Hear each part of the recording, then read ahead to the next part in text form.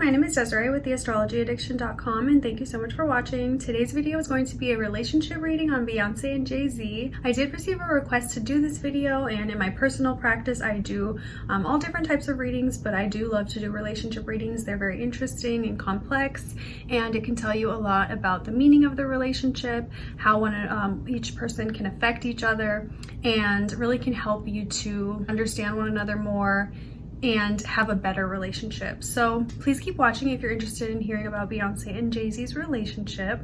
And if you're interested in booking a reading with me, my link is in the description box. Please like this video, comment your feedback, and subscribe to my channel. So now Beyonce is a Virgo sun. I think everyone knows her zodiac sign. Whoever is obsessed with her knows she's a Virgo sun. Her birthday is September 4th, 1981 in Houston, Texas at 10 a.m. So she's also a Libra rising, and she has a pretty large stellium in Libra. She has Mercury, Saturn, Jupiter, Venus, her ascendant, her rising sign, and Pluto is all in Libra. So she is also a strong Libra in that sense. She has a Leo Mars with her north node, and then her moon is in Scorpio. So most people know she is a Virgo sun, Scorpio moon, but I don't think many people really realize that she has all of that Libra going on as well, all of that Libra energy. So that can definitely make her someone who's more attracted to the arts, to creativity, and definitely to self-expression. Libra risings are people who are ruled by Venus, and she has that Venus in Libra. So that's a very strong placement for her. In the first house, it brings a lot of good fortune to her. People see her in a really good light. They see her as being someone who is balanced, who kind of has her, has her life together maybe, who speaks well, communicates well. Her Mercury is in Libra, and that Venus is at 20 degrees. Her rising sign is 20 degrees Libra as well. So a lot of people who have Venus on the ascendant like that are known for their beauty. They're known for their Venusian qualities. So her voice, her dance, her art, her looks, of course. And Jupiter there is her most benefic planet because she has a day chart, so that's in the first house of herself. It really just brings a grand presence to her energy, her self-expression, and her life force. Now that moon of hers is in the second house of Scorpio, and it is in a sign-based square to her Mars in Leo. So sometimes I think she might have some emotional stress that she deals with, even pain or being really hard on herself, because that Mars is her most difficult planet. Her Mars in Leo is something where people with Leo placements, they want to be seen, they want to be admired and known for their creativity, for their self-expression, the things that just who they are. They want that recognition, gratitude. They want people just to really appreciate them for who they are and give them compliments, admire them. They are not shy, to be like the star of the show. Most Leos are very comfortable in the spotlight. So you can definitely tell that there's some conflict there between her emotions and how she feels, what she might be feeling inside and what makes her feel safe versus how she expresses herself. So I think that can be seen in the Sasha Fierce kind of persona that she puts out. She has this bravery and this confidence of in her art and when she's performing, but then kind of internally she's a little bit more shy, introverted, and kind of self-reflectant in that way. Now her seventh house of marriage is Aries, which is ruled by Mars. So that Mars in Leo would tell you that she's attracted to men that are powerful, men that are confident, men who speak their mind. That Aries on the seventh house, aggressive men, not just like the wallflower type of man. She wants someone who is a warrior and who goes after what he wants. Now Jay-Z's birth chart, he is a Virgo rising with his moon and Uranus in Libra, and then he has his Venus in Scorpio, his sun and his Mercury in Sagittarius, his Mars is in Aquarius. So that Virgo ascendant that he has, you definitely see these types of things with men, and women. They will have their inner planets, the moon, sun, Venus, in their partner's sign. So like the man would have his moon in Virgo or his rising sign in Virgo, and the woman would have her sun in Virgo, because it's something that's just innately attractive to each other. So his rising sign Virgo, her sun is Virgo. So they have a lot of natural like connection. You know, she kind of sees him how he presents himself to the world. His first impression was probably something that she was just generally attracted to because she's a Virgo and she has those tendencies herself. Now his moon in Libra, that's pretty much the same story. You know, she has her Mercury, Venus, her rising sign is Libra, so they have a lot of connectivity there and natural attraction. You know, his emotions, how he feels, you know, what he needs to be emotionally safe is really, you know, something like exactly how she is, you know, how she communicates, what she values, what she loves and appreciates are all very closely connected to his moon there. And his moon is actually very close by degree to her Mercury and to her Saturn. So this is the kind of connection where someone feels like the other person just understands them. You know, she doesn't probably have to say very much to him, you know, or explain herself to him. You know, they might get each other in that way. Like he understands what she's thinking, she understands maybe what he's feeling and going through. And it's also a really strong pull towards dedication. When you have your Saturn on someone's moon, sometimes it can feel a little bit overpowering and like controlling, but at times in the healthy way, it can just be like a need to want to commit to that person. Your moon feels drawn to their Saturn. It feels drawn to how they build their life. You know, her responsibilities, how she commits to things is very aligned with his moon sign. Now her moon is in Scorpio and his Venus of course is in Scorpio.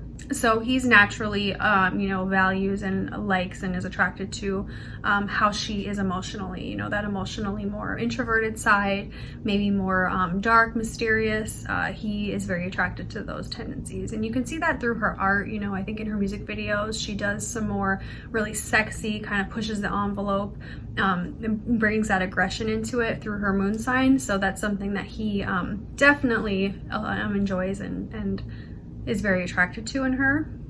They both have their moon conjunct Uranus. Her moon's in Scorpio with Uranus, his moon is in Libra with Uranus.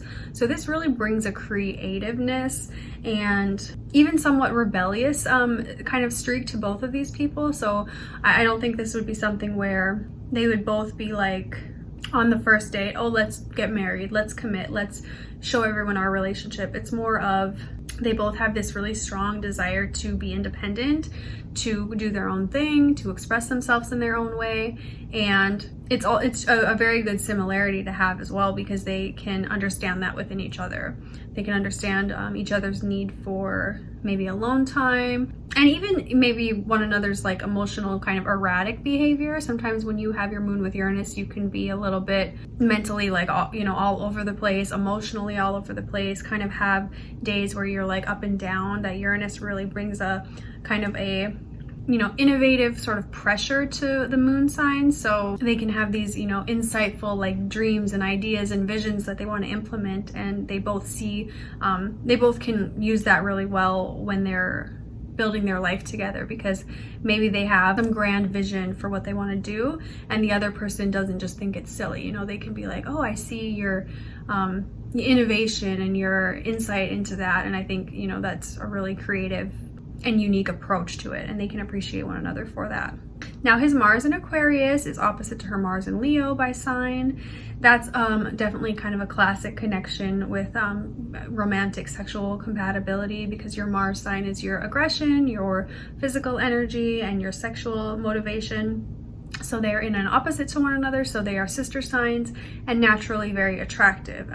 They are very different though, so they can certainly have maybe days where they are kind of going through it, maybe not having as much romance and intercourse going on, but it's something that definitely is a very hot and quick kind of attraction. They would be attracted to each other very, very quickly because they have that sort of tension, and it's something that brings a lot of interest and complexity to their sexual life. His Mars in Aquarius can be more aloof and want to do kind of weird, unique things. Her Mars in Leo really wants to please him, wants to be admired and appreciated and complimented for who she is and what she brings to the table in the bedroom. So they kind of meet each other in a way, but it can show that there's possibly some tension there as well.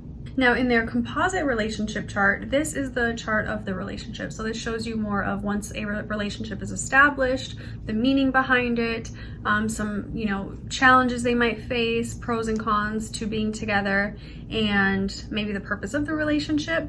So in this chart, the sun and the moon are both in Libra with Jupiter and Pluto conjunct to the rising sign. So there's a stellium there. Then they have Uranus, Venus, and Mercury in Scorpio, opposite to Mars in Taurus in the 8th house. So for this partnership, there is a lot of focus on resources, merging their resources, their finances, building a life together, building something together, building a home together, and definitely even some kind of disruptive, things that come up that they have to face together. But it is something that is more of a long-term commitment. You see Saturn is in the 10th house with the midheaven in Cancer, and that usually shows that there is a good level of respect, responsibility, commitment, and dedication from each person, and people can see that. It's not something where that's hidden. They're very open about their commitment. Mars is in the 8th house in Taurus, and that's a good sign because both people can be very dedicated to the partnership, the romance side of it. It's something that can stick it through till the end. Mars in Taurus is something that doesn't give up. It makes the commitment to finish something, to stick to something, and it sticks it out until the end. And in the 8th house, that spices it up a bit. There is, definitely some drama that they might encounter in regards to their romantic life, attractive connection that they have. The Mars is also opposite to Venus, so there can be some obsession, some control going on, and a lot of mixed sort of complexities between each other's finances. They can definitely have more blended finances and things like that going on, which definitely obviously happens in a marriage. Now the sun, Jupiter, the moon, Pluto, the rising sign all in Libra definitely shows that this relationship is very public. People know who they are, they know that they're together. They're seen as maybe a balanced couple, a couple that really kind of balances each other out. It's maybe they want to keep the relationship a little bit more private with all of that Scorpio going on, but it's hard for them to keep things private. They have a public image and a public life, so people are definitely very aware of what's going on between them. Even if the couple wants things to be private, it's kind of hard to do that. And then there's definitely some tension that goes on, maybe some fights that go on between them because you see Saturn square to the sun and the moon and Jupiter. So there's definitely a level of just pressure and, maybe wanting to get away from each other at times. Saturn square to those planets brings in just sort of a strain, maybe the woman, it's the woman and the man. The man in the relationship chart is usually the sun, the woman's usually the moon. So they both might feel a little bit overwhelmed at times with the relationship, or it even just shows the commitment of them both is very, very strong to each other, and there maybe is some tension at times to get through the harder things that they have to go through, but they definitely do feel this strong dedication to make it work, to keep the partnership going. And the woman and the man do really understand each other well because their sun and the moon is both in Libra in this relationship chart. So they have a mutual kind of agreement, a mutual understanding for each other. They probably listen to each other quite well and understand each other's emotional needs. There's definitely a level of intensity and depth here too, since that Pluto's on the rising sign. And also because of the Venus and Mercury in Scorpio, it's just hard for them to not respond to each other. If the other person needs something from one of them or requests something, it's hard for them to say no. But this is definitely an intense partnership, something that takes a lot of hard work and effort. It's not just a seamless, easy relationship. They have their level of challenges and probably disagreements as well. Especially, I think when it would come to children, they probably have a maybe different way or a lot of challenges that they face with that, since Saturn rules the 4th and the 5th house. Even in their home life, they can just have some struggles with their home decisions, maybe where they want to live, what they want to do with their finances, how many kids they want to have. There can just be some challenges with that, even with conceiving possibly. Not to say that they wouldn't be able to, obviously they have one child, but Aquarius on the 5th house with that Saturn at the midheaven just shows a bit of difficulty that they have to face regarding children. So I hope you guys enjoyed this mini relationship reading on Beyonce and Jay-Z. If you have any questions, please leave them below. Again, if you're interested in booking a reading with me, my link is in the description box. Have a great day. Bye.